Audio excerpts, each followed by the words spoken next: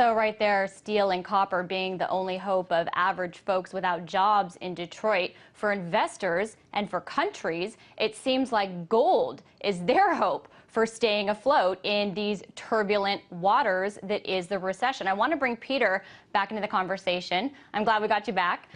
Gold is something that you have really hit the nail on the head with, and we've seen it just continue to hit record highs. Do you think that it's really taken its place as a safe haven next to U.S. Treasuries? Well, it is a safe haven. I mean, treasuries are not. I think the people who are buying treasuries think it's a safe haven. They're mistaken. And when they figure it out, they will go to gold. But people have to understand what it's a safe haven from. Because I keep hearing people on television saying, well, people aren't buying gold because of inflation, because there's no inflation. They're buying it as a safe haven. Gold is a safe haven from inflation.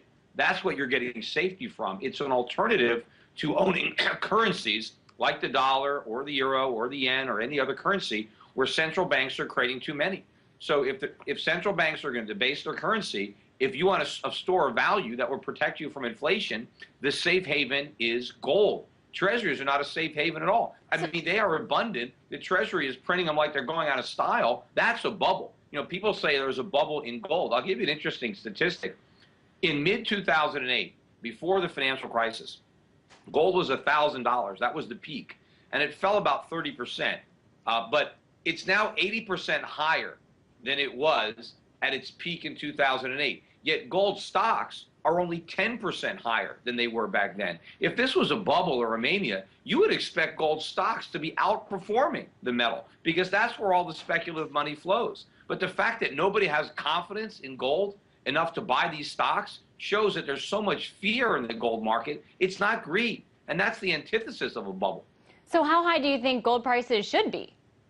I think they're going higher.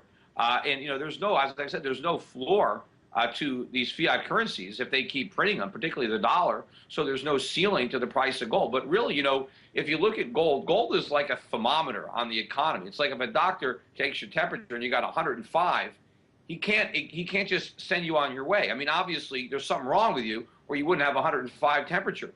The gold going at $1,800 an ounce, going up every day, is saying that the economy is sick. It's really, really sick. Yet our leaders are ignoring gold and just keep on doing the same thing as if gold is telling them nothing. I want to ask what you think, because you say U.S. bonds are not a safe haven and they're telling investors the wrong things right now. How do you explain then that yields on 10-year treasuries have collapsed to 70-year lows below 2%? They've collapsed because people are buying them because they think they're a safe haven, but they're wrong. And of course, central banks are buying them. But how's their safety? The 10-year treasury is yielding 2%. The government's own inflation numbers, we got CPI this week, they show year-over-year prices increased by 3.6%. So the yield on treasuries is negative. How do you get safety with a negative yield? In fact, the yield is pretty big because you have to pay taxes on that interest. And of course, the government is lying about inflation. Inflation is much worse than the 3.6% that the CPI shows. I think it's closer to 10%. And you know what's interesting is if people remember back to the 1970s, when Richard Nixon imposed wage and price controls, it was because inflation got to 4%. So we were so worried about inflation at 4% that we did something as crazy as wage and price controls. Now, that was the wrong thing to do, but that shows you how concerned we were about inflation of 4%. It's 3.6 the way the government reports it, yet we don't even care. So then are you saying that the whole U.S. bond market is wrong, essentially, and you're right? Absolutely. And that's not going to be the first time where almost everybody's been wrong and I've been right. Wow. Peter Schiff versus the entire U.S. bond market. You heard it here. Sure. The market got the technology stocks wrong. The NASDAQ was up at 5,000. The market was valuing internet stocks sky high, and then they found out they were wrong. Then the market made the same mistake with real estate and with mortgages, or with bonds securitized by mortgages. Markets often get it wrong in the short run. And they figure it out and get it right, and you get the bursting of the bubble. And I think people who are going to lose the most money are the people who are in bonds. People will lose more money in bonds than in stocks, by far. So when does this collapse?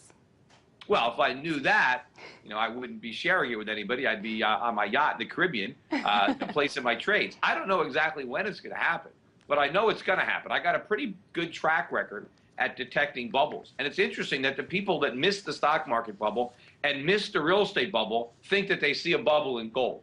That's the one place there isn't a bubble, because gold is reflecting the loss of purchasing power of fiat currencies. Gold is simply telling you how much money, how much value rather, dollars are losing, euros are losing, yen are losing, RMB is losing. So it's not a bubble because gold's not going up. It's paper currencies that are losing value. Gold is simply letting you know that that's occurring.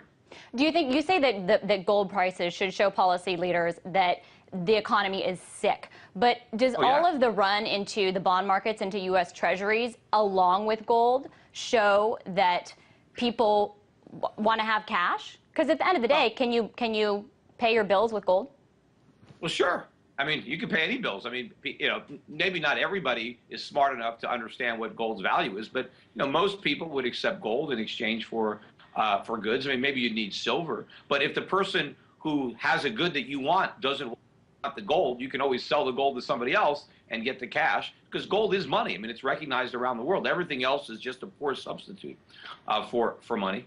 You and Ron Paul say that. Ben Bernanke, Federal Reserve Chairman, seems to disagree. They got into that fight. But I want to... Bernanke never gets anything right, so I wouldn't be surprised that he's got that wrong.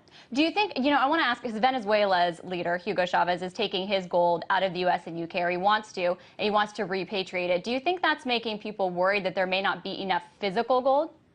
Yeah, that might be the case. They might be worried that some of these depositories have leased that gold out and that maybe they don't actually have it, or they'll have difficulty getting it back because maybe the people they leased it to have sold it and maybe they don't have the ability to buy it back. There could be a lot of counterparty risk.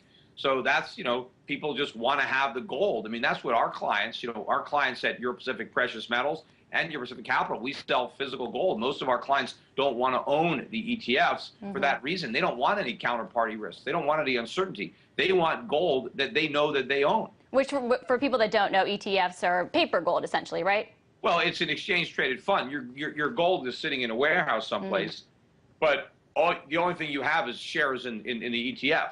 And the question is, what if that gold isn't there? What if there's some accounting around? All right. We could have gone more with Peter, but I think that was a good note to end on. We heard a lot from him, including a bold prediction. He thinks that everyone has it wrong with U.S. Treasuries, so we'll have to wait and see if that explodes. That was Peter Schiff, president of Euro